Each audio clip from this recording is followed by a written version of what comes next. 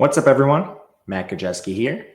Back again talking college basketball on Tuesday, February the 25th. We have a fairly large slate today, a few mid-majors mixed in there, and we will recap yesterday's slate briefly. Monday was a short slate. We actually had 4 of the high major games and a lot happening in some of the lower conferences, your projected 16 seeds, stuff like that. Let's begin up top. First and foremost, the best matchup on paper was going to be Houston and Texas Tech. Texas Tech, unfortunately, had a couple late scratches. McMillan, Williams, both missed the game. We ended up taking Houston when that news came through. They got the cover. But moving forward, it's pretty hard to evaluate Houston from a game like that. There's just not really that much you can take away from a shorthanded Texas Tech opponent. And that's now 2 straight games where Houston – this was supposed to be a huge stretch in Houston's schedule, but they play Iowa State, who has 2 of their best players out. Now Texas Tech has 2 of their best players out. What do I do with this? They handled business. It is what it is, but I'm not going to overreact to playing 2 banged up teams in this stretch. Michigan played Nebraska in maybe the ugliest game of the night. They win 49-46. Yes, that is correct. Neither team scored 50 points. And over 50% of Nebraska's points came from Bryce Williams. Insane game. Kansas gets by Colorado. They barely cover a 6.5 spread. If you had the opening line, you did not cover. We took a 6.5 right at lock. They end up covering that barely. I feel pretty ugly. This was a pretty ugly game. I feel pretty bad about the play we made. Dickinson nearly scored 50% of their points. He had 32 out of their 71. And last up in the high majors, North Carolina beats Florida State as they continue their run, trying to get to a tournament berth, which they don't deserve. But everyone was saying this team kind of needed to win out to make the tournament. I hope that's the case. See, they lose to Clemson on February 10th, putting their record at 14-11. Horrible record, a lot of bad losses. And they're all right, they need to probably run the table in order to get in with a win over Duke. I still hope that's the case. In this run, if you want to call it, they had to play 7 games. 5 of them are outside the top 100. One of them is Florida State at 88, and one of them is Duke, the final game of the year. This team is not deserving of a tournament bid.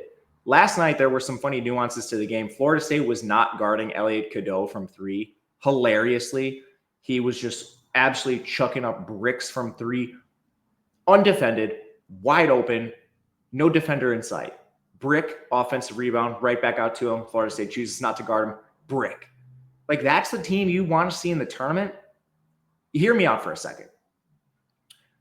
The bubble's weak this year, but there are teams in the SEC that are very capable of winning a game in the tournament or 2 making a Sweet 16. I'm not talking your South Carolinas and stuff, but teams like Vanderbilt, teams like Georgia, teams like Oklahoma that are on the bubble. The committee is using a criteria that needs to be updated year over year. Why? Because these conferences are expanding. We're in year 2 of an expanded SEC. The ACC expanded last year. Now they're terrible. But the framing needs to be different. Prior to the most recent years, having this many losses was a bad thing. Now you have some of the better teams in the country losing more games inherently because of the conference schedule they're playing. Example, Georgia. Example, Vanderbilt. And when you get to the bubble, a lot of the complaints from people that are NBA fans are not the biggest college basketball fans. We'll call them casuals. They don't like seeing bad play. I get it. You don't want to see Elliot Cadeau line up and miss wide open 3 after 3 after 3. I don't want to see it either. But the reality is, now that these conferences have expanded, the better teams, top to bottom, are in the SEC. They might be in the Big Ten in future years. Right now, they're not in the ACC because of the coaching decisions some of these programs have made. But some year they might be because the conferences are so large. There needs to be a way to look at schedules and actually take the best teams. And I'm not talking about the auto bids. I'm all for the auto bids. I like the chaos it provides. But at-large bids are for the best teams in the country. Not Drake, not North Carolina. Give me Georgia. Give me Vanderbilt if they end up on the wrong side of the bubble. Give me the actual good teams that can make shots and win games, not these dumpster fire disasters. All right, last one. We saw Wilmington win. That was big in the CAA. They're the highest ranked team in terms of power ratings, a team definitely to watch. They knock off William and Mary. But diatribes aside, let's get into today's slate. Before we get started, if you or somebody knows a gambling problem, please call or text 1-800-GAMBLER. You must be 21 or older to play in most areas. Fun slate tonight. Up top, we have a big one. Florida takes on Georgia. Spread is currently 8 points. The total in the game, it actually sits pretty high, higher than I thought it would considering it's a Georgia game, but 148.5. Injuries in the game, Alex Condon and Sam Alexis for Florida. Georgia has Tyron Lawrence. Out of those injuries, Tyron Lawrence hasn't played in 3 games. It's a hamstring injury. I don't think he's going to return, but there is legitimate optimism that Condon returns, which would be the very first game this season that Florida has everyone projected from their rotation in. Micah Handlockton, he only returned once Condon went down. So this is a chance for Florida to be fully healthy and just create absolute nightmare mismatches across their rotation. This is a rematch. They played on January 25th. Florida won 89-59. They were at home. They did not have Handlockton in that game. They held Georgia to 42% from 2 and 24% from 3, and they shot very well themselves. So it was just a nightmare situation for Georgia, which is how you end up with a loss that wide. Resume-wise, Florida's only 2-3 against the top 25, which might surprise people, but they do have the best win in the country, perhaps, against Auburn. Their worst loss is to number 16, Kentucky. So even with those 3 losses, this is one of the best resumes in the country, bar none. Georgia is 2-8 against the top 25. They have a far more difficult schedule overall, wins over St. John's and Kentucky. They have struggled a little bit of late, but if you look at this team, their worst losses against number 36, Arkansas. And that's what I'm saying. This Georgia team is better than North Carolina. They're better than Drake. They're better than these teams that might get at larges, and they're not deserving of an NIT berth. Those other teams are. Put Georgia in the field.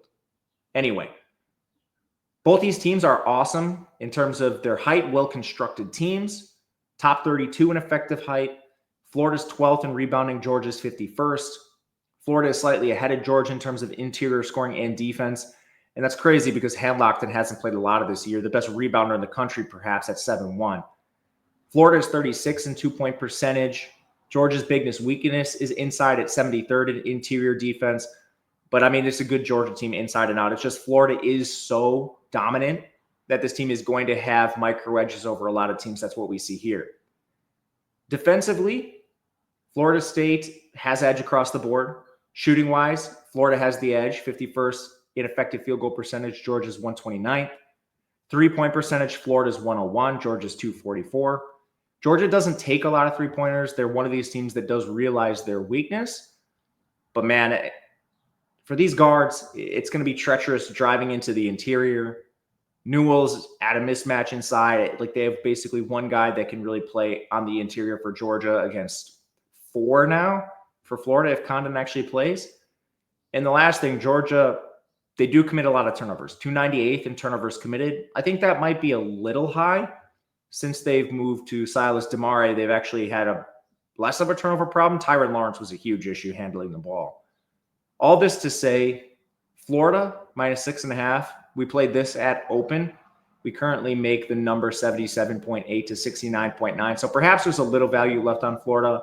It's certainly them or pass at the current number. This is a team we're confident in, peaking at the right time that hasn't even played healthy, which is crazy. First game potentially tonight where everyone in their rotation is active. Crazy, crazy stat for this Florida team. We'll continue to back them as we get to March Madness. It's a weird slate from here. Some of the bigger games are in some of the mid-major conferences, high major if you want to consider them that, but we're going to pivot, go to the Mountain West. New Mexico takes on San Diego State. This game has a 2-point spread in favor of San Diego State. The total is 142.5.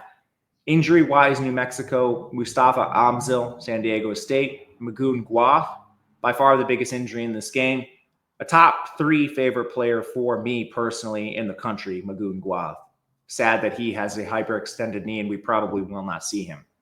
This is a rematch. These teams rank number 1 and number 4 in the conference. They played on January 11th. New Mexico won 62-48. They were at home. Now they're hitting the road. Neither team shot the ball well, but New Mexico crushed on the glass forced 14 turnovers. This is probably going to be more of a problem for San Diego State without Guath tonight. Resume-wise, New Mexico 6-2 against the top 50. Their best win is against number 26 UCLA.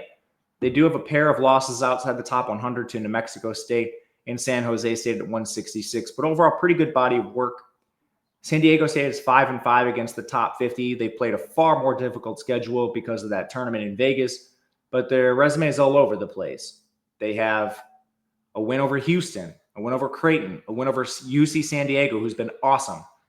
They don't have any losses outside the top 100, but they did lose to number 96 UNLV, so it has been a little bit erratic. As far as the stylistics go, San Diego State's a weird team. They're tall, 12th in effective height, but 138th in rebounding, so not always the best at using it. New Mexico is 35th in effective height and 54th in rebounding, and I think their advantages in the glass might be more pronounced tonight with Magoon Guath out. Again, he's their 7-foot center. He is the best rebounder, he is the best shot blocker, and he's the best rim protector on this team. An absolutely monumental loss inside for San Diego State. Both teams are top 20 in defense, and they both have lackluster offenses. New Mexico is 148th in effective field goal percentage. San Diego State's even worse at 222nd.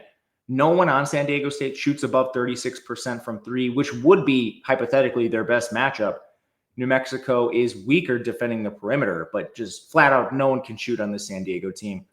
New Mexico at least has one 40% shooter in True Washington, but that's it. They just have one shooter. The rest of their offense is really reliant on like Donovan Dent creating, Nelly on the inside. And the last matchup I think that New Mexico can maybe exploit here is this turnover margin. San Diego State 159th in turnovers committed, New Mexico 43rd in turnovers forced. I have this right now a little outside the spread in favor of San Diego State, but that takes into account Magoon Guath.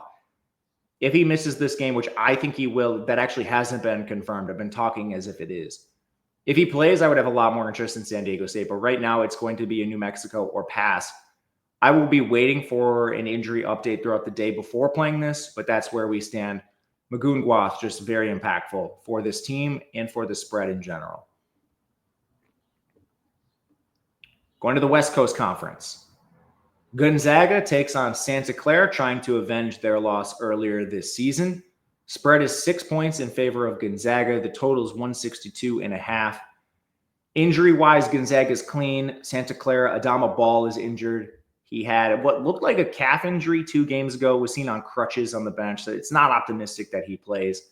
But again, rematch, number 2 and number 4 team in this conference, everyone trailing St. Mary's. Santa Clara did win the first game 103-99. That was at Gonzaga 2 on January 18th. Both teams shot the ball incredibly well, but Santa Clara, man, 47.5% from 3. They out-rebounded Gonzaga. Adama Ball did play in that game. He scored 20 points, so his loss is very impactful. He's the best scorer on this team, and he's a 6'7" winger. Very tough player to defend. Resume-wise, Gonzaga 3-5 against the top 50. Best win is against Baylor at number 30. This team is uncharacteristically bad. They have some poor losses. They lost to West Virginia, Oregon State at 79, and this very Santa Clara team who's 55th overall. Santa Clara is 1-2 against top 50 teams. Obviously, the Gonzaga win is the only one in that threshold. They also beat San Francisco at 62 and McNeese State at 64, so they do have some quality wins. They also have more bottom-end losses. Gonzaga's worst losses to 79 Oregon State. Santa Clara lost to 124 North Dakota State and 164 Loyola Marymount. Both teams are tall. Gonzaga's 87th in effective height, 17th in rebounding. Santa Clara's 39th in effective height, 36th in rebounding. These are slight advantages in favor of Santa Clara that did work in the first game. Even with Adama Ball potentially out, you still have 7-footers like Tilly on the inside. And Gonzaga is always going to be kind of thin on the inside, not because they don't have the bodies, but Graham Ike just will foul his dick off every game, no matter what. It's crazy. If you watch this game, just watch the dumb things that Graham Ike does. Anyway, offensively, both teams pretty good. Gonzaga 22nd in effective field goal, Santa Clara 25th. Santa Clara is a little better shooting the three. They're 27th in the country at three-point percentage. Gonzaga is 98th. So that is an edge there. But defensively is where we see some edges Gonzaga's direction. They're not too drastic, but on the interior, Gonzaga's 96th. Santa Clara is 171st. Both teams good at defending the three. Turnover margin vastly in favor of Gonzaga. I'm worried about Graham Ike. I don't know what to make of this. Santa Clara is outside the top 300 in fouls generated. So on paper, this isn't a matchup that really Graham Ike should be in trouble with the fouls. But he still found a way to foul 4 times in the first game. So to me, it kind of just seems like, okay, yeah, Santa Clara is not generating fouls, but Graham Ike is going to foul no matter what. This is a tough game to project because of the Adama Ball situation. I don't think he plays, but it's volatile. Graham Ike is important inside for this Gonzaga team. If he fouls, this team could be cooked sooner rather than later. With everyone active and assuming no fouls, we do make this about 83 to 78, which would make this a 5-point spread in favor of Gonzaga, leading to some value on the Santa Clara side. I'm not playing this without Adama Ball, so this will be another late news situation to monitor as we head into tip-off. If you're interested in learning what we play like throughout the day, getting early lines, for reference, we took the Florida line at 6.5. Last night, we had an edge on Michigan, and then we also ended up playing Houston when the injuries came through. All of this is available in Discord at real time. The link is below. We project every single game, spread, total, player projections for the major games on a slate like Monday. That was 4 games tonight. There will be 15 to 20. That's useful for props, college basketball, DFS, whatever you want. Anyway, no long-term commitments. It's $10 for a week, $30 for a month. With March Madness coming up, we'll have some cool tools that I've been building out as well, projecting every single game deeper into the tournament to hopefully give you an edge. All right. Back to the SEC. Mississippi State travels to Tuscaloosa to face Bama. It's an 8-point spread in favor of the home team. 170.5 total. Injury-wise, nothing new. Kanye Clary from Mississippi State. Latrell Wrightsell and Darion Reed for Alabama. Another rematch. They played on January 29th. Alabama won 88-84. That was on the road. Crazy game. Alabama hit 48.5% of their threes. They also won the rebounding battle. They won the foul battle. They shot way more free throws. And that's kind of the case in a lot of Alabama games. Resume, Mississippi State is 3-6 against the top 25. They beat number 22 Ole Miss twice and number 20 Texas A&M. They do have 2 losses outside the top 25, Butler and Oklahoma. Again, just put in every SEC team to March Madness other than LSU and probably South Carolina. Anyway, on the Alabama side, 4-4 against the top 25, wins over Houston, Texas A&M, and Kentucky twice. Their only loss outside the top 25 came to Oregon in Vegas and that weird non-con MTE they played. Basically, everything favors Alabama in this game. They're far more effective inside. They play the 5th tallest lineup in the country. They're 16th in rebounding. They're first at interior scoring. Mississippi State is 140th in effective height, 71st in rebounding, 87th in interior defense. All pretty good.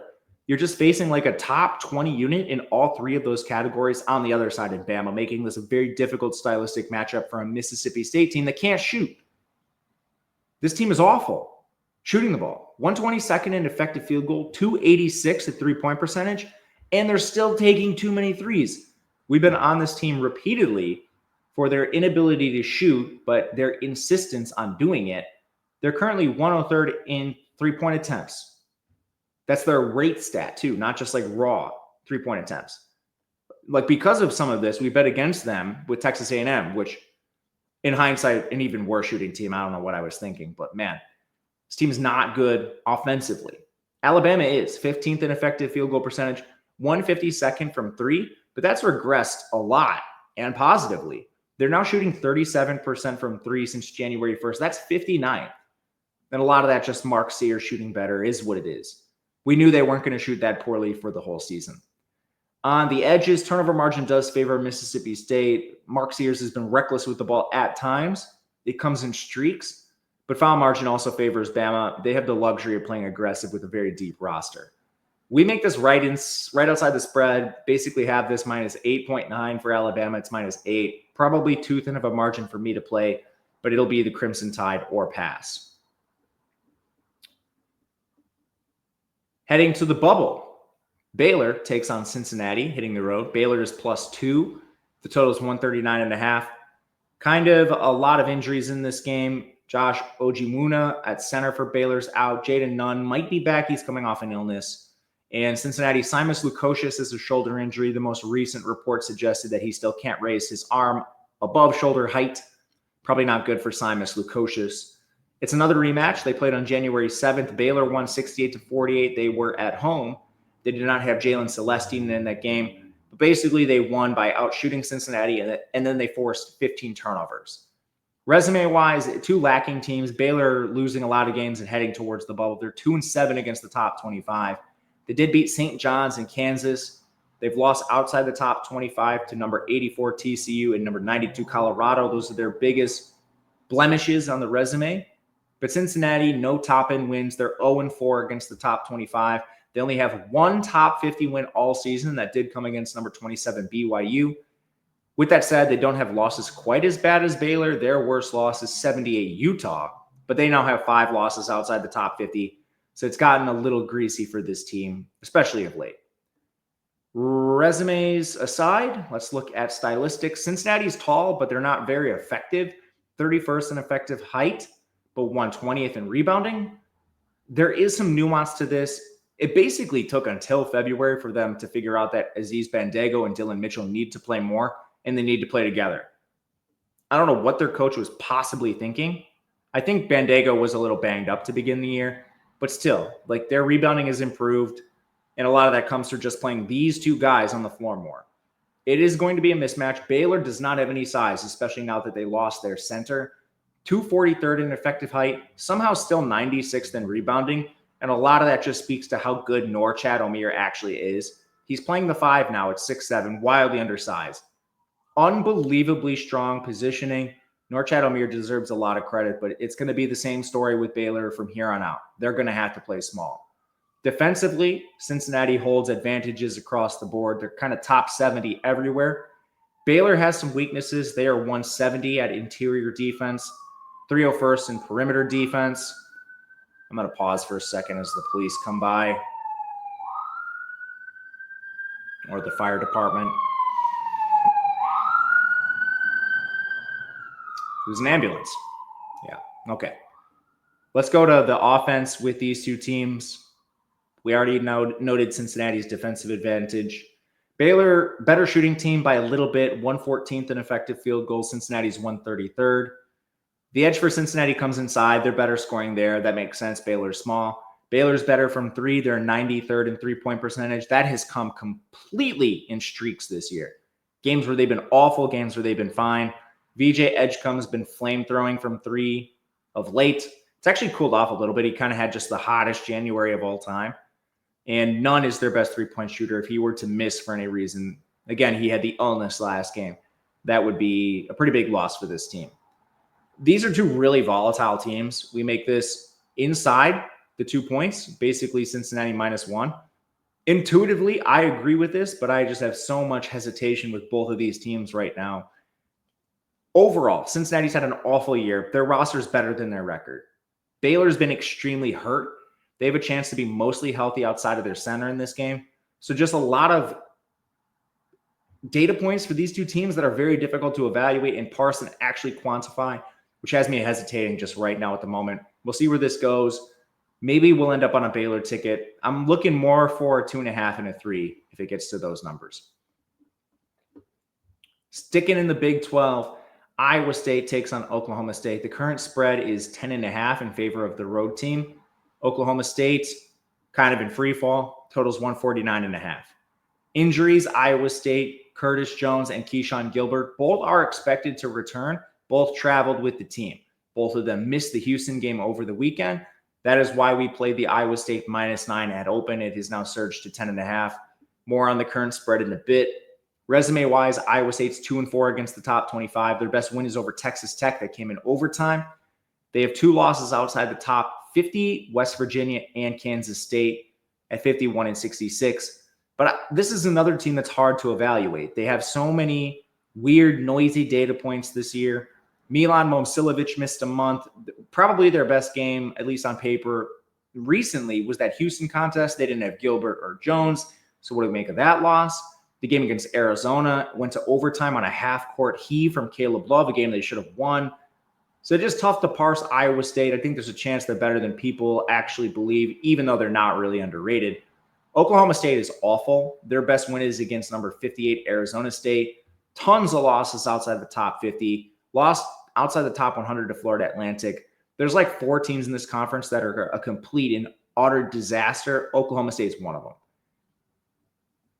I'm going to post on Twitter the matchup profile for these two teams, the graphic. Literally, Oklahoma State does not have a single advantage. And some of the gaps are unbelievably wide. Shooting, Iowa State's 55th in effective field goal percentage with room for improvement. Remember, their best shooter, Milan Momcilovic, missed a month. Oklahoma State is 288th. Iowa State's a pretty complete team, too. They have the size they've lacked in recent years. They're 50th in effective height, 37th in rebounding. Oklahoma State is 194th in effective height and 126th in rebounding. I just don't see how Oklahoma State covers the spread, especially if we get back Gilbert and Jones. We played the -9, no issues with the current number, really. We make this basically -11, which, we're getting pretty close to being an efficient number here, but I still think you could if you'd like to. And we go to the Sun Belt. Let's close this out with a mid-major type team. Appalachian State takes on Georgia Southern. Spread is 2 points in favor of App State. Totals 138.5. Injuries on the Georgia Southern side. Micah Smith, Dante Horn might not actually be injuries. Maybe they just left their rotation. Georgia Southern plays a pretty nasty rotation and doesn't have the best reporting, so it's kind of hard to see sometimes. App State is healthy. These teams actually played last week. App State won 79-74 in overtime. They were at home. They shot a little better than Georgia Southern, but man, 24% from 3, 61% from the free throw line. Now, both teams aren't good at shooting. We'll talk about that. But man, this game could have been worse if App State hit more than 24% of their threes and 61% of their free throws. And they shot a lot of free throws. Like, you can't be doing this. You're messing around with teams that you shouldn't be messing around with. Resume-wise, App State 0-4 against the top 100. Their best win is against 143 James Madison. Couple egregious losses outside the top 300, Louisiana and Old Dominion. Overall, they have 3 losses outside the top 200, which is the exact same as Georgia Southern. On that, Georgia Southern is 0-2 against the top 100. Their best win is against 197 Winthrop. So it's not the best resume for Georgia Southern. Couple losses there, pretty bad. Their worst one is to 288 Southern Miss. So very questionable body of work for both teams. We're in the middle. The Sun Belt here is what it is. On the shooting, both teams are very bad overall, but actually decent from 3, which is very strange to me. App State is 157th in three-point percentage. Georgia Southern is 140th. But the biggest difference in the game is App State's stifling defense. Their 5th nationally in perimeter defense hold massive edges across the board, where they're 58th and Georgia Southern is 251st. App State also a little more of a complete team. They're 23rd in effective height. Georgia Southern is 148th. That's led to rebounding advantages, and part of that is just mitigated by Georgia Southern's aggressiveness offensively. If you just look at like defensive rebounding, pretty wide gap for App State. Turnover margin is fairly even for these teams, but it's weird because you have a team in App State who doesn't turn the ball over, but they also don't force turnovers. Then you have a Georgia Southern team who turns the ball over incessantly, but forces a lot of turnovers. So it's kind of polar opposite, strength on strength, weakness on weakness. One area of strength where App State is foul margin. They generate fouls in the top 100. They never foul themselves. That's the exact opposite for Georgia Southern, who fouls a ton and doesn't generate any fouls when they're on defense. With that said, both these teams are outside the top 340 in free throw percentage. And remember, this is the reason, at least partially, why the game went into OT the first time they matched up. App State shot a ton of free throws, but being 341 in free throw percentage is going to be a problem. And it was, and that's why they got into an overtime matchup. With all of this said, there's just too many advantages App State's direction. We played a -1.5. We make this closer to 2. Actually, closer to 3, excuse me. And I think the under is in play here as well. Pacing-wise in this game, it's decent, but you are always going to have the slower team able to dictate pace a little more than the fast team. That's what we have here with App State, who's incredibly slow. Georgia Southern, 54th in pace, should be slowed down a bit in this game. Then you have the defensive efficiency for App State doing a lot of the work here as well. That'll do it for us. I don't think I missed anything. I definitely missed. If you like this video, please subscribe, leave a comment, and like the video. That helps a ton if you've done that. A lot of you probably won't see that. Retention time, probably not great for 30 minutes, but thank you if you've done that. It really helps me. And we'll be back tomorrow breaking down more college basketball. Until then, good luck, everyone.